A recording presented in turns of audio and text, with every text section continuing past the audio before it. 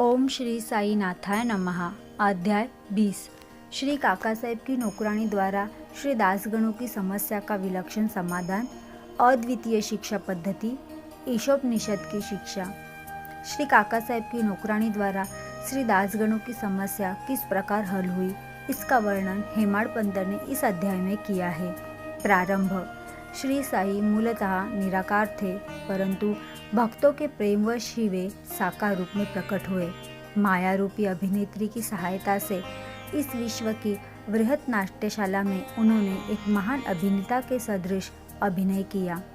आओ श्री साई बाबा का ध्यान व स्मरण करें और फिर शिरडी चलकर ध्यान पूर्वक मध्याह्न की आरती के पश्चात का कार्यक्रम देखें। जब आरती समाप्त हो गई तब श्री साई बाबा ने मस्जिद से बाहर आकर एक किनारे खड़े होकर बड़ी करुणा तथा प्रेम के साथ भक्तों को उदी वितरण की। भक्तगण भी उनके समक्ष खड़े होकर उनकी ओर निहार कर चरण छूते और उदी वितरण का आनंद लेते। बाबा दोनों हाथों से भक्तों को उदी देते और अपने हाथ से उनके मस्तक पर उदी का टीका लगाते। बाबा के हृदय में भक्तों के प्रति असीम प्रेम था। वे भक्तों को प्रेम से संबोधित करते, आओ भाऊ, अब जाओ, भोजन करो। अन्ना, तुम भी अपने घर जाओ। बापू, तू भी जा और भोजन कर। इस प्रकार वे प्रत्येक भक्त से संभाषण करते और उन्हें घर लौटाया करते। आहा, क्या दिन थे वो जो अस्त हुए, तो ऐसे कि फिर इस जीवन में कभी न मिले। यदि तुम कल्पना करो तो अभी भी उस जीवन का आनंद अनुभव कर सकते हो। अब हम साई की आनंद मूर्ति का ध्यान कर नम्रता, प्रेम और आदर पूर्वक उनकी चरण वंदना कर इस अध्याय की कथा आरंभ करते हैं। ईशोपनिषद। एक समय श्री दासगणों ने ईशोपनिषद पर टीका यानी ईशावास्य भावार्थ बोधिनी पर लिखना प्रारंभ किया। वर्णन करने से पूर्व इस उपनिषद का संक्षिप्त परिचय भी देना आवश्यक है। इसमें वैदिक संहिता के मंत्रों का समावेश होने के कारण इसे मंत्रोपनिषद भी कहते हैं और साथ ही इसमें यजुर्वेद के अंतिम 40वें अध्याय का अंश सम्मिलित होने के कारण यह वाजसनेयी यानी यजु संहिता निशोपनिषद के नाम से भी प्रसिद्ध है। वैदिक संहिता का समावेश होने के कारण इसे उन अन्य उपनिषदों की उपेक्षा श्रेष्ठतर माना जाता है, जो कि ब्राह्मण और आरण्यक अर्थात मंत्र और धर्म इन विषयों के विवरणात्मक ग्रंथ की कोटि में आते हैं। इतना ही नहीं, अन्य उपनिषद तो केवल ईशोपनिषद में वर्णित गूढ़ तत्वों पर ही आधारित टीकाएं हैं। पंडित साल्त्वेकर द्वारा रचित बृहदारण्यक उपनिषद एवं ईशोपनिषद की टीका प्रचलित टीकाओं में सबसे श्रेष्ठ मानी जाती है। Professor R.D. रानडे का कथन है कि ईशोपनिषद एक लघु उपनिषद होते हुए भी उसमें अनेक विषयों का समावेश है, जो एक साधारण अंतर्दृष्टि प्रदान करता है।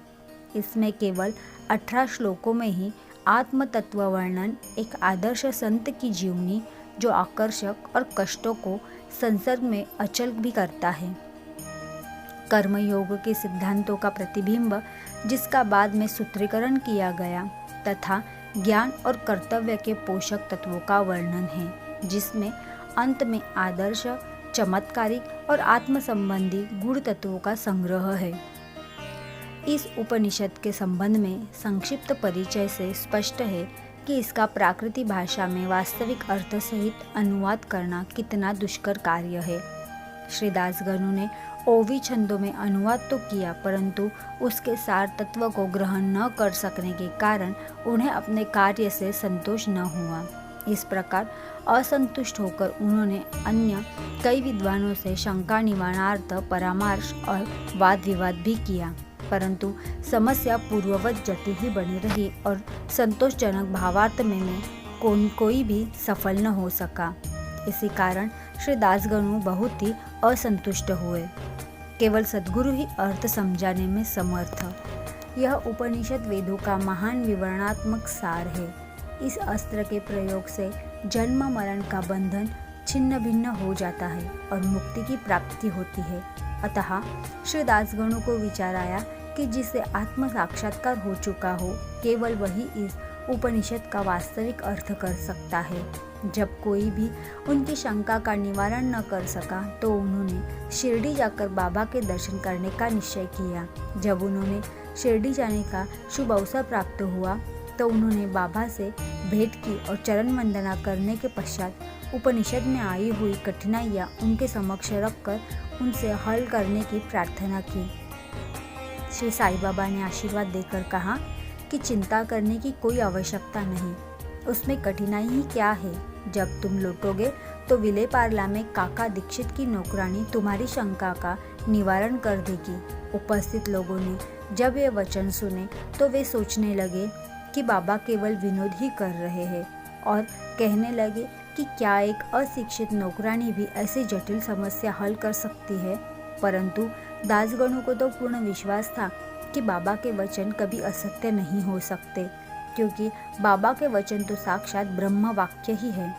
काका की नौकरानी बाबा के वचनों में पूर्ण विश्वास कर वे शिरडी से विलेपार्ला यानी बम्बई के उपनगर में पहुंचकर काका के दीक्षित के यहाँ ठहरे।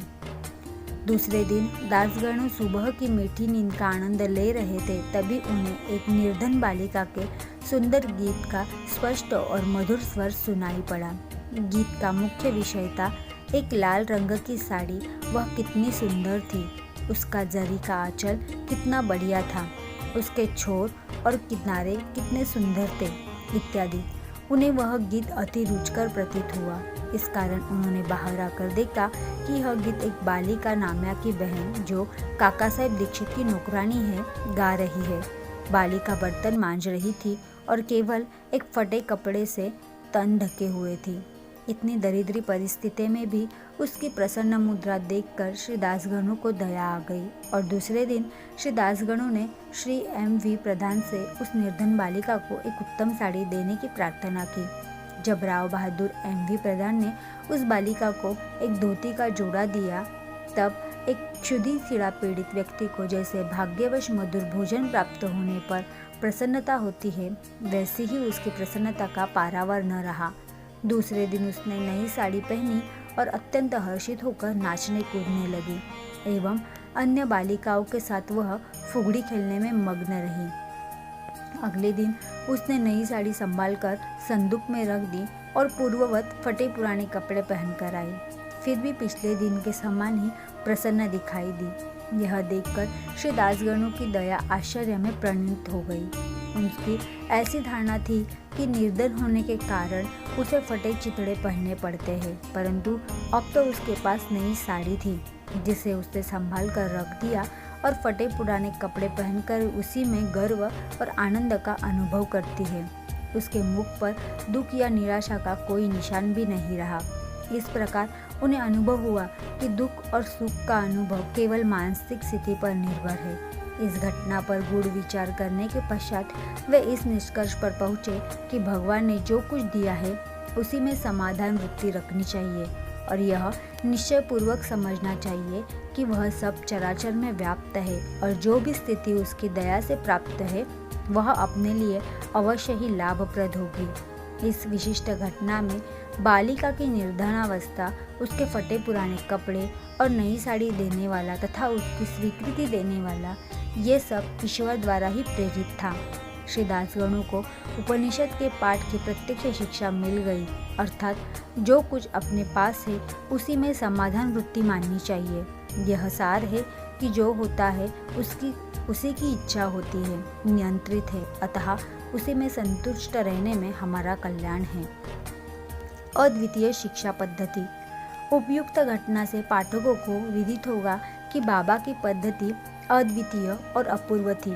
बाबा के शिरडी बाहर कभी नहीं गए, परंतु फिर भी उन्होंने किसी को मच्छिंद्रगढ़, किसी को कोल्हापुर या सोलापुर साधनाओं के लिए भेजा, किसी को दिन में और किसी को रात्रि में दर्शन दिए, किसी को काम करते हुए तो किसी को निद्रावस्था में दर्शन दिए और उनकी इच्छाएं पूर्ण की।